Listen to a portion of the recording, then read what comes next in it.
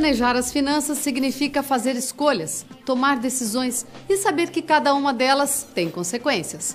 Hoje vamos ver como isso funciona na prática, entendendo histórias que, além de muita emoção, envolvem dinheiro.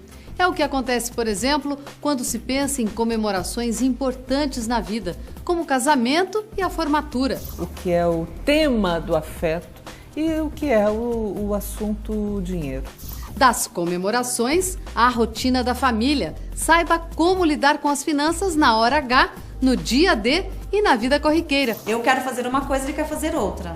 Não perca, o Educação Financeira está no ar.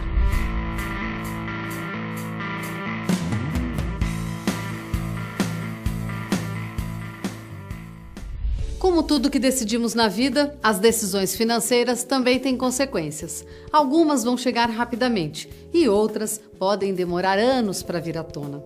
Em algum momento, elas sempre acontecem. É mais ou menos quando alguém decide se casar e constituir uma família. Há uma sequência de decisões, causas e efeitos que envolvem sonhos e, claro, as finanças. Gastar ou não com uma festa, viajar ou deixar a lua de mel para depois, comprar ou alugar um apartamento. A gente pretende fazer uma festa bem simples, só com a família mesmo. Mas é sonho de toda mulher, né? Casar na igreja, vestido de noiva e tudo mais. No domingo ele me pediu, na segunda-feira já estava escolhendo o vestido de noiva. Não, a gente vai gastar pouquinho e aí a coisa extrapolou totalmente o que a gente havia pensado no começo já. A minha festa vai ser a melhor de Osasco. Eram 12 mil reais. Então beleza, dá pra fazer, né? Vai ter umas coisas bem diferentes, assim, bem diferente mesmo, tipo abadá. E aí o valor dobrou, na verdade já tá quase indo pro triplo já do que a gente pensou. Eu já sou noiva, vai fazer 5 anos e ano que vem é a nossa pretensão de que seja casamento, em 2013 mais ou menos. Dá para fazer um planejamento em 2 anos para se casar? Não só dá, como deve fazer. A questão é como que eles incluem as diferenças, né? Para que eles possam construir como é que vai ser o dia a dia deles, que aí é a grande questão, né? A festa é simples, alguém ajuda, é um evento, é uma despesa variável que a gente chama, né? Que acontece uma única vez. Mas o dia a dia, se der tudo certo, vai perdurar nos próximos 60 anos. E é isso que eles precisam planejar.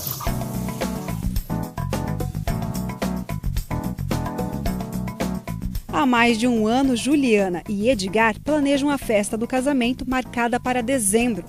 Administrando a expectativa de toda a família, eles contam com a ajuda financeira dos pais da noiva. A gente queria fazer uma coisa simples, tudo, e aí como eu sou filha única e tudo mais, já viu, né?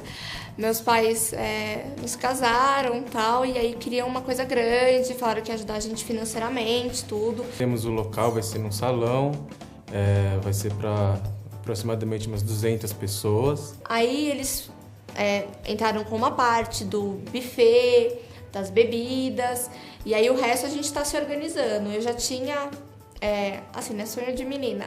Tinha uma poupança, desde que eu comecei a trabalhar juntava dinheiro, tudo. Então uma parte está vindo daí, a outra parte a gente está se organizando. Passe bem longe da possibilidade de fazer dívidas para dar uma festa de casamento. Isso significa comprometer logo de cara o que deveria ser uma boa vida de recém-casados. Para organizar a festa, faça uma lista de convidados e estipule quanto pode ser gasto no total. A partir disso, estabeleça o valor que pode ser gasto com cada convidado. Fazendo um planejamento com antecedência, você pode economizar muitas vezes 30% do orçamento que você tem. Porque você vai ter tempo para procurar as coisas. Você vai ter calma e, principalmente em casamento, noiva precisa ter discernimento e não pode, como a gente brinca, né, as assessoras brincam, você não pode surtar pela primeira forminha linda que você viu. Você tem que procurar e ter certeza daquilo que você está comprando, para que vai servir no seu casamento. Quando eles vão fazer um planejamento para daqui a 2 anos, eles costumam fazer o planejamento da festa. Às vezes faz também o planejamento da compra de uma moradia. E o que a gente ajuda eles a fazerem? Fazer um planejamento do que será a nova vida juntos. Às vezes um mora na casa dos pais, o outro também. E aí eles fazem as contas de comprar o imóvel, de fazer a festa, mas esquecem que eles vão ter que pagar contas que eles não pagavam. Então eles enchem o orçamento deles, por exemplo, com financiamento de um imóvel, e financiamento às vezes dos automóveis, mas esquecem que eles vão ter que começar a pagar condomínio, que hoje eles não pagam, luz, que hoje eles não pagam, supermercado, que hoje eles não pagam, né? Festas de aniversário dos filhos, de formatura, de 15 anos ou bodas, a compra de um imóvel ou a escolha por aquela viagem que se anuncia inesquecível. São todas situações que envolvem quantias relevantes, nas quais é preciso refletir e muito sobre o futuro desejado. Uma festa de casamento pode custar cerca de 20% de um apartamento onde o casal poderia viver.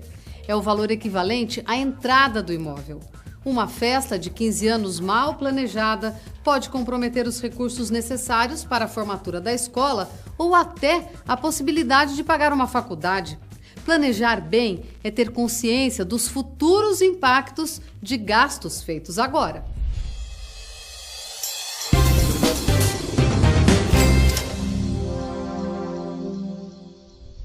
Falar sobre dinheiro pode parecer pouco romântico, mas a gente sabe que em alguns casos as questões financeiras também são o pivô de muitos divórcios. Assim, é melhor incluir o assunto na vida a dois encarando esse desafio. Afinal, depois da festa e da lua de mel, é preciso sustentar uma casa com gastos permanentes. Pensando nisso, responda: qual o percentual de pessoas casadas que sabem exatamente quanto o marido ou a esposa recebem no final do mês? Alternativa A, 80%, B, 30% ou C, 55%. A resposta você confere depois do intervalo. Até já!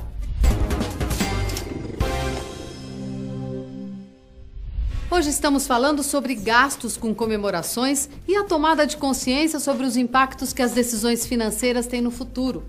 Antes de continuar, vamos à resposta do teste de bolso.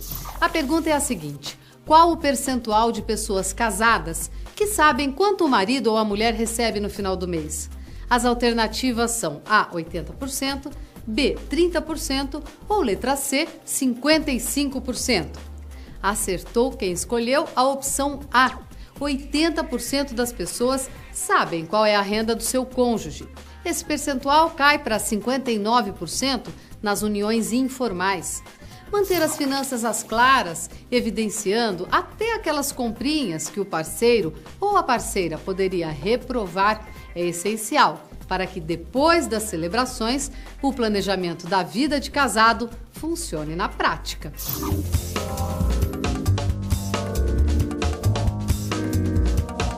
Desde o início do namoro, 5 anos antes de casar, Marília percebeu que Cauê gastava muito mais do que recebia. Para manter o equilíbrio financeiro do casal, ela decidiu ajudar o parceiro a controlar os gastos. A gente vem de origens bem diferentes, né? A minha família é mineira, extremamente conservadora com dinheiro, e ele vem de uma família de classe média alta, que por ter uma condição de vida mais favorável, acabava sempre gastando um pouco mais, às vezes perdia um pouco o controle, enfim. E aí quando a gente se encontrou, houve um verdadeiro choque, né? O meu conservadorismo com a gastança dele. A gente chega no casamento trazendo as marcas da família de origem, não é? O que funcionava na minha casa, o que funcionava com meu pai, com a minha mãe, eu tomo isso como verdade, quero trazer isso para o casamento. O problema é que o outro lado também tem, a família dele traz as mesmas ideias que ele herdou do lado de lá. Nós vamos ter que inventar um grupo de ideias que é diferente, que vai ser o nosso, as ideias deste casamento. É esse estabelecimento de novas regras, de novas possibilidades de se relacionar com o dinheiro, que vai trazer consistência a esse casamento do ponto de vista financeiro. Cada dia ele chegava na minha casa com um buquê de rosas maior. A gente saía, ele não aceitava dividir a conta. E aí eu entendi que alguma coisa de errado estava acontecendo. Ele me contou qual era a situação, ele tinha estourado 2 cartões de crédito, o limite do cheque especial, e aí a gente começou a conversar para ver de que maneira a gente poderia resolver aquela situação. Ele aprendeu que a gente precisa fazer contas, né? Porque muitas vezes a gente gasta, depois a gente vê como é que a gente vai fazer para pagar. Se você não resolver bem esse assunto do dinheiro, é o seu afeto que vai sair perdendo. Então reservar um bom momento para isso, um momento sereno, um momento tranquilo, para exatamente estabelecer quais são as bases do meu interesse em relação ao dinheiro, o que é que funciona bem para mim e compreender, ouvir, principalmente ouvir o que o outro diz. No final das contas, a gente acabou meio que criando um equilíbrio, né? Ele me mostrou também que eu era pandura demais. Às vezes eu podia me dar ao prazer de comprar determinadas coisas e não fazia por puro conservadorismo. Então, eu acho que o relacionamento conjugal, né, o casamento em si, ele acaba proporcionando um equilíbrio entre as partes. Depois do casamento, é preciso definir quem vai cuidar de cada responsabilidade financeira. É hora de revisar os seguros, o plano de saúde e fazer um novo orçamento, agora somando e combinando os gastos e ganhos dos dois. Despesas com lazer e diversão não podem ficar de fora, porque é preciso preservar esses momentos para a felicidade no casamento.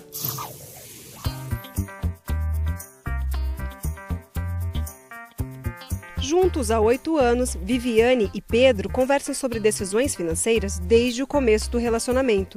Apesar da sintonia, nem sempre concordam com o que fazer com o dinheiro que sobra. Às vezes tem um conflito sim nessa parte de algumas decisões, né? Por exemplo, eu quero fazer uma coisa e ele quer fazer outra. Então, acaba causando sim um conflito. Mas depois os dois chegam num bom senso, né? Falam, vê o que realmente é necessário, o que é bom para os dois, e aí a gente não tem mais nenhum problema. E não necessariamente fica mal entendido ou ficam com rancor da decisão do outro. Eu sei que ela tem absoluta razão de que é muito melhor, muito mais eficaz comprar um armário do que eu ficar comprando mais uma TV. É discutido, tem uma briguinha aqui, outra ali, mas no final das contas eu acredito que o bom senso sempre prevalece. Uma das boas regras para quem vai casar é pensar que um tem seus desejos, que é o eu, o outro tem os seus outros desejos e terá o desejo do nós.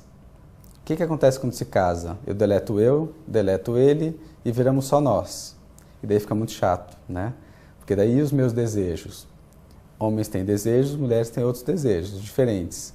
E juntos o casal tem outros desejos ainda, isso antes de ter filhos, né? Então, uma das questões para se planejar um casamento é pensar quais são os ideais de um e de outro, quais são os valores de um e de outro, que é isso que vai ficar. A partir de exemplos de celebrações e da vida em família, vimos como os impactos das decisões financeiras vão se desenrolando pelos anos e produzindo reflexos nas etapas seguintes. Pense nisso e considere que construímos o nosso futuro a cada decisão.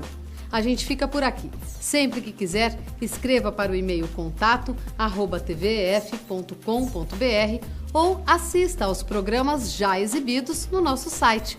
Um forte abraço e até o próximo Educação Financeira.